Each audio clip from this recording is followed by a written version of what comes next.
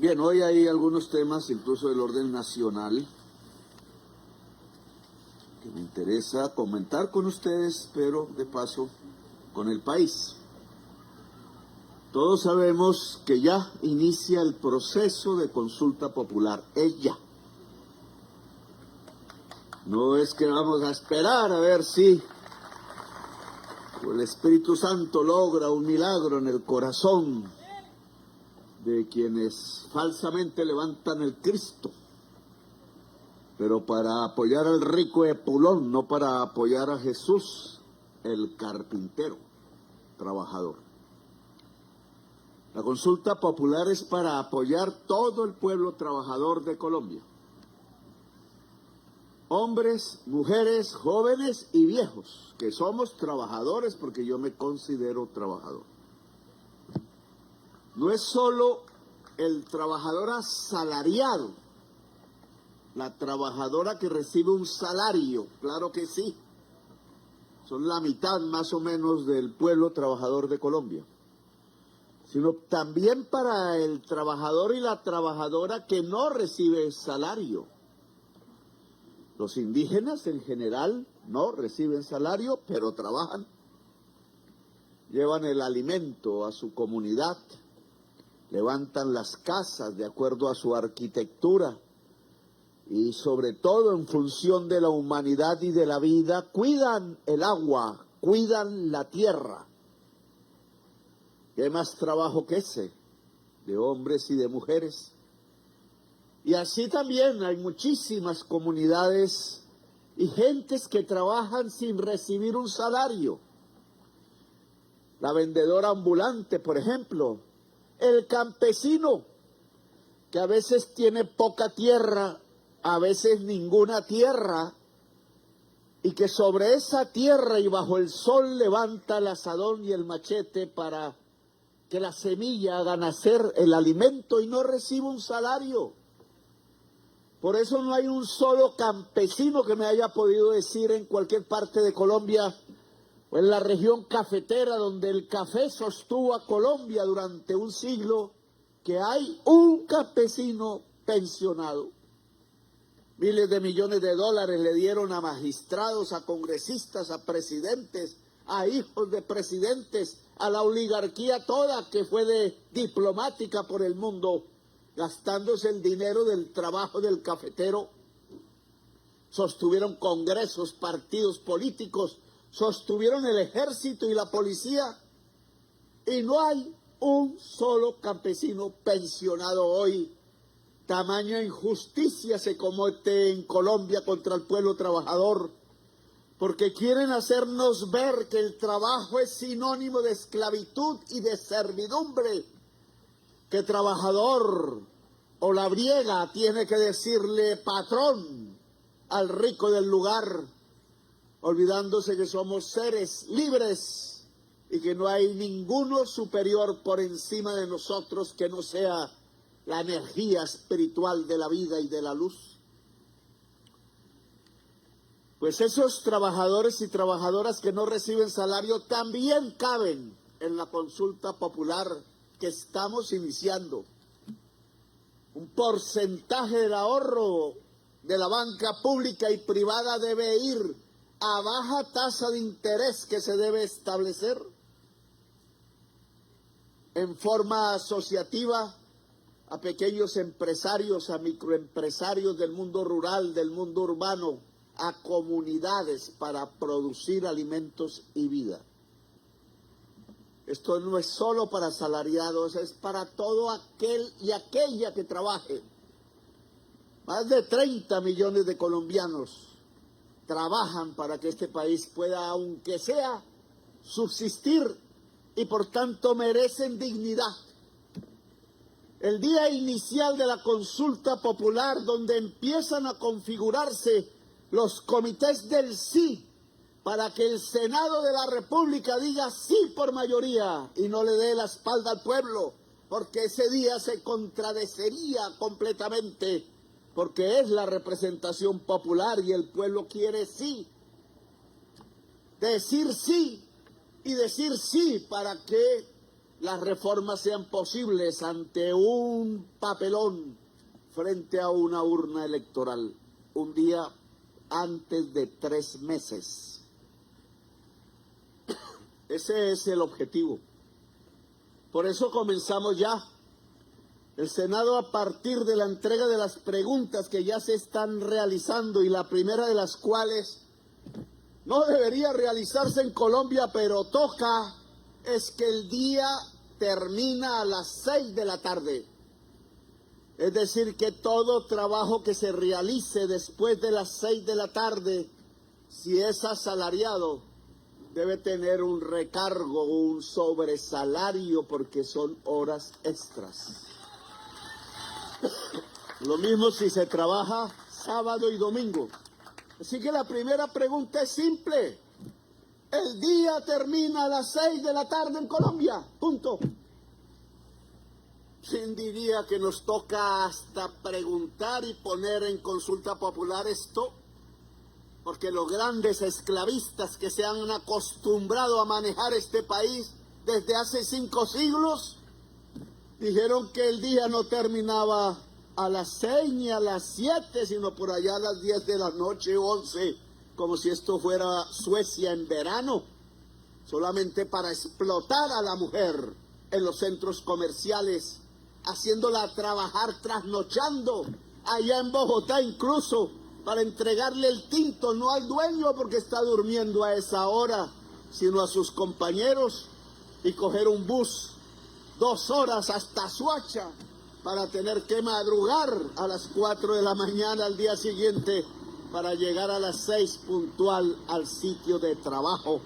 Esclavistas, explotadores, señores del feudo, dueños de siervos y de esclavos que en Colombia no van a encontrar a nadie, porque en Colombia toda la sociedad, cada persona ha decidido ser libre desde los tiempos de Bolívar, desde los tiempos del caribeño Bencos Biojó, que venía del África, desde los tiempos de las y los emancipadores, porque la fundación de Colombia es un momento de libertad y emancipación.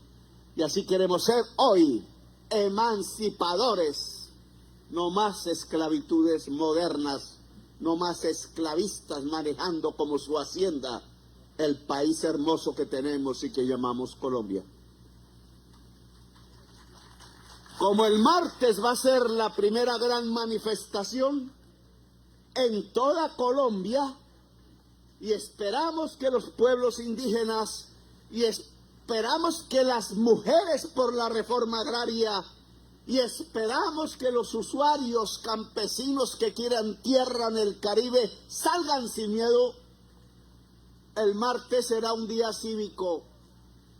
Ningún patrón podrá decir que despide a un trabajador por ir a la defensa de sus propios derechos, porque violará la ley.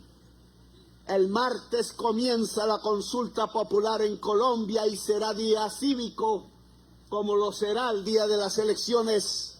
Pero este martes saldremos a las calles, yo primero, a encabezar la manifestación de Bogotá, pero en cada ciudad de Colombia debe haber una manifestación del poder de decidir del pueblo, que no es más que el poder de la decisión sin miedo, sin violencia, con alegría.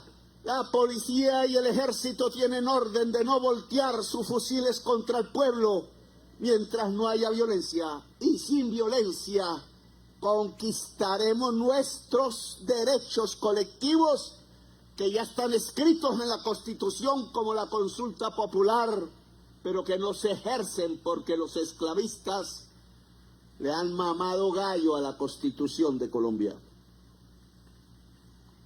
De paso, es bueno que la población sepa que la comunicación en Colombia, como ordena la Constitución, debe ser pluralista. Hoy es de unos los esclavistas que andan parrandeando con Petro a punta de fuete y de grosería contra mí, todos los días, a todas las horas, porque no quieren que el pueblo de Colombia pueda entender, siquiera escuchar las voces emancipadoras del gobierno, esclavistas, en contra de sus propios reporteros, a los cuales no le pagan salario justo, a los cuales no les pagan horas extras ni festivos, a las cuales manejan con acoso laboral y quizás más, cuando un periodista o una periodista es también una trabajadora de la patria y está cobijada por la consulta popular si ganamos. Y vamos a ganar. Por eso, el Canal 1, que es propiedad del Estado, y el espectro electromagnético, que es propiedad de la nación, pero se les olvida. Pero al menos el Canal 1, que es propiedad del Estado, se abre en licitación, no va para extranjeros. La Constitución prohíbe que los canales de televisión de Colombia sean de extranjeros. Su horario va a salir en licitación con unos pliegos de petición que no son para que el gran capital se apropie del último canal público que queda en Colombia, sino para que cooperativistas, periodistas, cooperativismo de la información y cooperativismo de la producción cultural en cada región de Colombia, juvenil quizás, sean los nuevos dueños del Canal 1 y que entonces sus contenidos informativos y culturales, colombianísimos, verídicos hasta el máximo, puedan expresarse también en el Canal 1. Así que le pido al gobierno, a Angie, que no se concentra bien, que esté atenta a que se abra el proceso licitatorio para que el Canal 1 pase a ser propiedad de la sociedad colombiana en el ejercicio de la transmisión de información y de cultura, que es básica para la unidad del pueblo colombiano.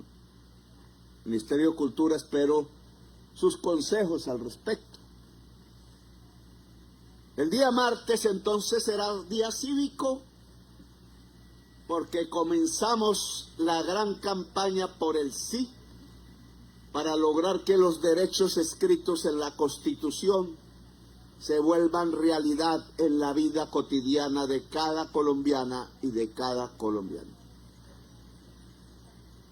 Ahora estamos aquí. Ayer estuve en el río Guatapurí arriba, junto a la comunidad Cancuama y en su territorio. También hice una ceremonia, me hicieron más bien, de armonización en el corazón del mundo. Hoy tuve otra con los indígenas arhuacos. Quiero solicitarles, en primerísimo lugar, a las comunidades de la Sierra Nevada de Santa Marta, en este momento de la historia, siendo la Sierra Nevada de Santa Marta el corazón del mundo, y es el corazón del mundo. Solo pónganlo en el centro de un mapamundi cualquiera y verán qué tan cierto es esa tesis de las comunidades indígenas. Se unan.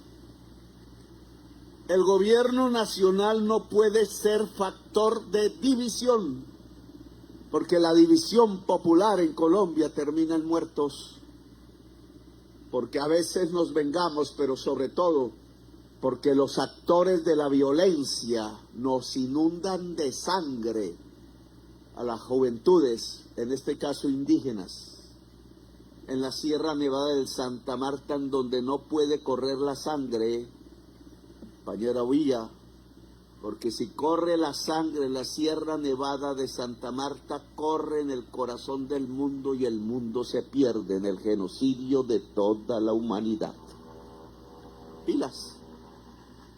Si los señores que llaman conquistadores, terrible nombre, Ahora se van a conmemorar los 500 años en Santa Marta del día 1 de la conquista en América del Sur.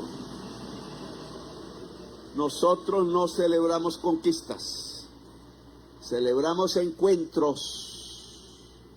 Y por tanto los 500 años de Santa Marta deben ser los días hermosos de una gran explosión cultural de encuentro de toda la diversidad del Mediterráneo con toda la diversidad del Caribe, del cual la Sierra Nevada de Santa Marta es su punto más alto, del cual el río Magdalena es su río más grande, y por eso es aquí, que es el corazón del mundo, y por eso es aquí que se escribió los 100 años de soledad.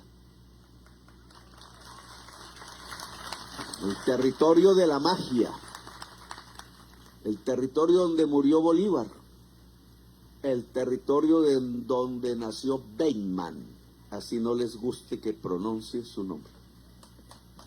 El territorio ancestral de hace miles de años, que le gritó a la humanidad toda, que la vida es lo más importante y no la codicia, que la vida es el centro energético de todo el universo, no solamente del planeta Tierra, y quienes tenemos el portento de poseer un cerebro como el nuestro, el cerebro humano, nos toca ser los cuidadores, las cuidadoras de esa joya del universo que es el pensamiento humano y que tiene un centro aquí, en la Sierra Nevada de Santa Marta.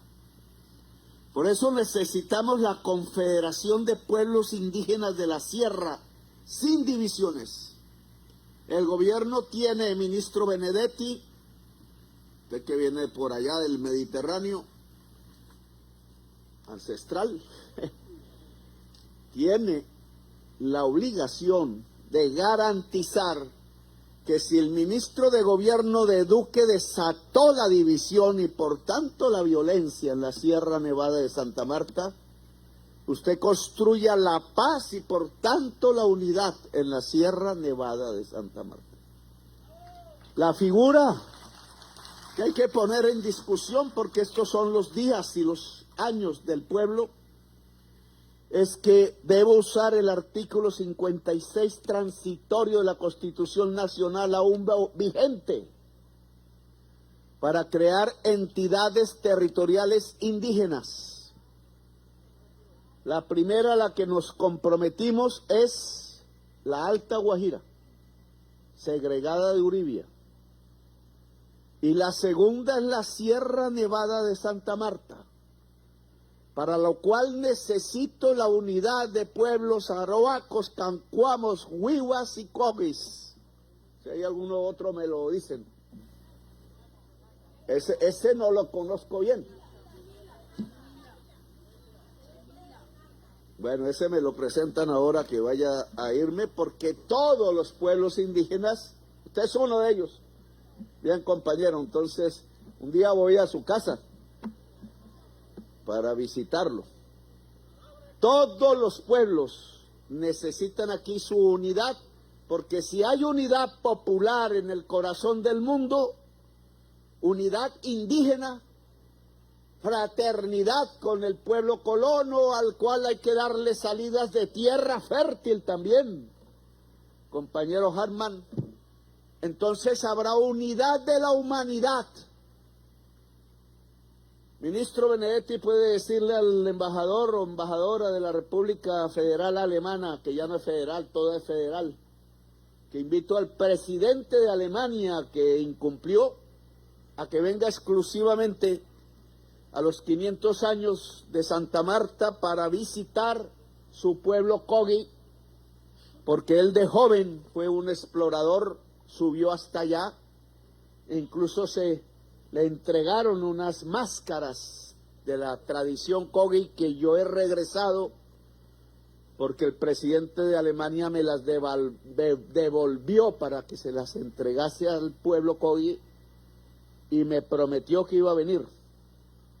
Y el mejor día son esos 500 años él en medio de las comunidades indígenas que de joven amó y quiso, caminando por la trocha y metiendo sus pies en los ríos cristalinos de la Sierra Nevada. Así que le dejo esa misión porque el pueblo Kogi lo está demandando ahora. Unidad, por tanto. ¿Para qué? Para llevar la reserva hasta el mar, para llevar la reserva hasta la línea negra, como prometimos, señor Felipe. 1000 hectáreas es nada en el Caribe. Llevar toda la tierra hasta la línea negra significa comprar todas las haciendas entre los resguardos Kogis, Huivas, Cancuamos, Aruacos y de la comunidad de mi querido amigo que voy a visitar en su casa, que me tienen que mandar aquí la palabra escrita, para que lleguemos al límite de la línea negra, que son miles y miles de hectáreas, y cuyo campesinado, el que viva por ahí, entonces tiene que tener tierra de las grandes haciendas. Ojo, se nos quedan 17 y yo quiero bañarme en el mar en territorio indígena. Y quiero que se empiece a cultivar con las mejores semillas que hoy tengamos, el algodón. Porque el algodón se da en estas tierras, no arriba, para poder hacer el vestuario indígena que salvó a todos los pueblos de Europa. Historias que no se cuentan. En 100 años de soledad no aparece. Pero este algodón que ustedes usan no lo conocían los españoles, ni los europeos que llegaron, ni los árabes. Los ricos se vestían con seda de la China y el resto se moría de peste por la suciedad, porque la lana de oveja no se puede lavar. Y cuando encontraron el algodón indígena, encontraron que se podía lavar todos los días. Y cuando se llevaron los tejidos de algodón a sus tierras europeas, encontraron que se acabó la peste que mataba a millones de europeos y de europeas. Tal el portento positivo que ha entregado a la humanidad los pueblos del corazón de la tierra. Millones de gentes desde entonces, diría centenares de millones de personas se han salvado gracias simplemente a ponerse una camisa de algodón, y el algodón es de aquí, del corazón de la tierra. Por tanto, Felipe, yo necesito no solo llegar hasta el mar y que los indígenas lleguen hasta el mar como poseedores, sino también que se cultive el algodón y el alimento, para que volvamos a reconstruir la historia que nunca debió perderse, que nunca debió olvidarse. Por algo el cantante que no le gusta a Yanaya dijo: la tierra del olvido. La tierra del olvido es la tierra de 100 años de soledad, porque la soledad es la violencia de los colombianos matándonos entre nosotros mismos simplemente por venganza o por orgullo, como dijese Gabriel García Márquez. Y los 100 años de soledad deben terminar, porque el primer día, lo decía ayer en el Guatapurí, el primer día después de los 100 años de soledad tiene que ser de fiesta, de alegría, porque ese día nos habremos encontrado con la naturaleza y con la vida, porque ese día habremos dejado por fin y por siempre de matarnos entre nosotros los colombianos y las colombianas, para ser parte entonces del objetivo final de la humanidad, que no es más sino llevar esta vida hermosa a todos los confines del universo, para lo cual tenemos que dejar de matarnos, tenemos que dejar de trazar fronteras, tenemos que ser hombres y mujeres libres en el planeta, reconciliados y armonizados con la tierra y con el agua. Aquí dejo entonces ya una serie de hechos que se han cumplido, que son insuficientes. Hasta el 2024, finales, la ANT recibió 4.1 billones. mucha parte se quedó guardada en bancos, porque los terratenientes no quieren vender la tierra. Y yo aquí les solicito muy respetuosamente, si no están produciendo la tierra, véndanla. Que el gobierno quiere comprárselas de buena voluntad y a precio comercial. Aprovechen este momento. En este gobierno se han adquirido entonces, con lo que hemos gastado, 190.000 hectáreas que se han destinado a campesinos, negros e indígenas. Es lo que tengo acá.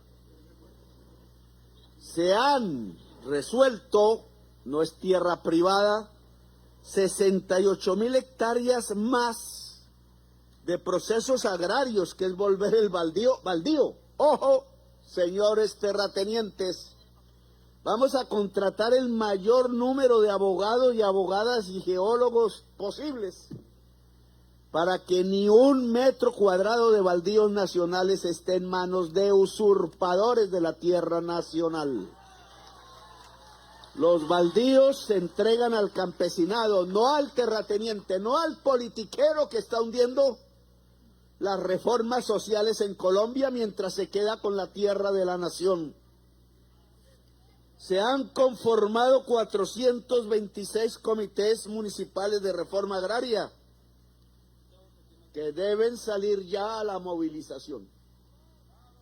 Se crearon 39 nuevos resguardos indígenas y se ampliaron 20 existentes, que suman entre esos resguardos 196.810 hectáreas en beneficio de 88.368 indígenas. Ojo, la cabal dice es que los indígenas son los terratenientes. Y entonces coge la cantidad de 196.000 hectáreas y dice, pues que ni mi papá tiene 196.000 hectáreas, la señora terrateniente. No, son 196.000 hectáreas para 88.000 indígenas. Da máximo de a 2 y pico hectáreas por indígena, que si quitamos niños indígenas nos eleva a 3 o 4 hectáreas por indígena, solo que esas tierras son muchas veces selva, solo que esas tierras son muchas veces desierto, como en La Guajira, solo que esas tierras son muchas veces páramo y tierras altas donde no se puede sembrar, sino cuidar las aguas, solo que de esas tierras no se puede cultivar los alimentos suficientes y por tanto se necesita más tierra y tierra fértiles para indígenas y afros. Se han constituido 40 consejos comunitarios que equivalen a 11.769 hectáreas en beneficio de 18.147 integrantes de comunidades negras. El 28 y 29 de marzo estaremos en la Quinta San Pedro Alejandrino, donde murió Bolívar. Ministra de la Cultura, ya que a usted le quieren quitar el sombrero de Pizarro, que es el sombrero de la paz, y que le voy a entregar la sotana de Camilo Torres Restrepo, el cura que se levantó en armas por el amor eficaz, quiero que al interior del palacio y de visita de toda la comunidad que quiera, se pueda hacer el gran salón de la revolución y la rebeldía de todos aquellos colombianos y colombianas que, comenzando por Antonio Nariño, el otro Camilo Torres, La Pola y Bolívar, comenzaron una égida de cambiar a Colombia a fondo, siendo rebeldes y siendo revolucionarios. Así fue Rafael Uribe Uribe, así fue el general Melo, así fue López Pumarejo, así fue Gaitán asesinado, así fue Carlos Pizarro, así fue el sacerdote Camilo Torres Restrepo, Así es este gobierno de Colombia, les guste o no les guste. Rebelde y revolucionario.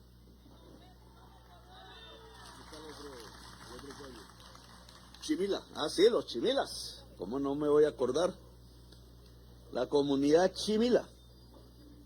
Entonces ese día, ojo ministra, vamos a estar con 1000 mujeres por la reforma agraria del Caribe toda de Colombia. Santa Marta, pero me tienen que explicar si la línea negra pasa por la hacienda de San Pedro Alejandrino.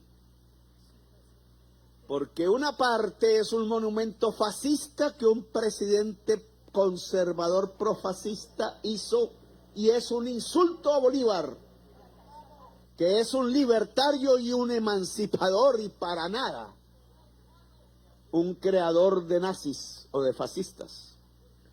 Si la línea negra pasa por la hacienda, la otra parte debe ser indígena.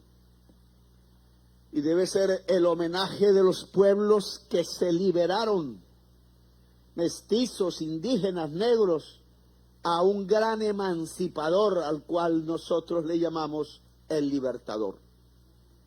El emancipador que rompe cadenas galopando en su caballo llevando la bandera libertaria. Allí no puede haber monumentos fascistas, sino monumentos e ideas y pensamientos y libros libertarios y mariposas amarillas, porque Bolívar es el primer aureliano de los 100 años de soledad. Ministra. La Fundación Pares y la Fundación Gabo, alcalde, ¿dónde estará mi alcalde? Por acá. Lanzaron la misión Aracataca, que busca el turismo cultural en Aracataca y que quiere usar la línea férrea, ministro y ministra. Volver a usar el tren. Usted me hablaba de la doble calzada. Por hacer dobles calzadas nos tiramos el tren y no sirven. Solo llevan tractomulas con productos importados y no a la gente. Pues nosotros queremos hacer un énfasis en el tren. Y qué mal, qué mejor que el tren de Santa Marta a Aracataca. Que traiga turistas, que traiga gente, pasajeros y cargas si se quiere. Libros por montones, mariposas amarillas. Ese tren turístico debe darle vida a la ciudad de Gabriel García Márquez. Es un trabajo conjunto. El hombre más universal de Colombia se llama Gabriel García Márquez. No es un hombre solo para Aracataca, como falsos juglares decían. No trajo nada a Aracataca, pues le trajo fue a la humanidad. Brutos. Un hombre que le entrega a la humanidad el arte y la belleza, es un hombre que le entrega a su familia y a su tierra lo mejor del mundo, porque es un universal, no solo un particular. Allá en las tierras árabes, en Qatar, hablando con un señor intelectual del pueblo palestino, querido por el emir de Qatar, en su centro, que yo diría, ojalá me pudiera quedar aquí leyendo libros y escribiendo, pero la acción no nos deja leer ni escribir mucho. Me decía, porque le pregunté, ¿y cuáles son las influencias de la literatura árabe contemporánea?